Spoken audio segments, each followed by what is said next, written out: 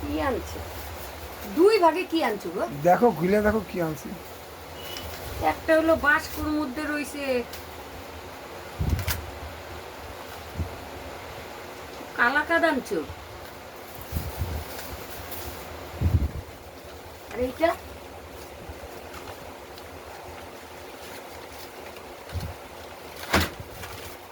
ও বাবা রসগোল্লা এনেছে। তা কার জন্য কোনটা আনছো? তুমি তুমি রসগোল্লা খাইবা না কালাকাত খাইবা? না তুমি যেটা খাবা সেটা খাওয়ার পর আমি খাবো। আমি রসগোল্লা খাবো। ও তুমি রসগোল্লা খাবে, আচ্ছা উনি রসগোল্লা খাবে, তাহলে আমার জন্য নিয়ে এসছে কালাকাদ। ওরে বাবারে, আর আমি পনির নিয়েছি। কেন? পনিরটা উনি খাবে না।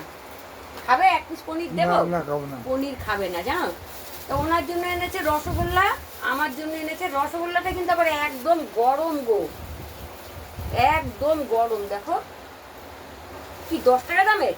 হ্যাঁ আর ই কত নিয়েছে কালাকাদ? 10 টাকা।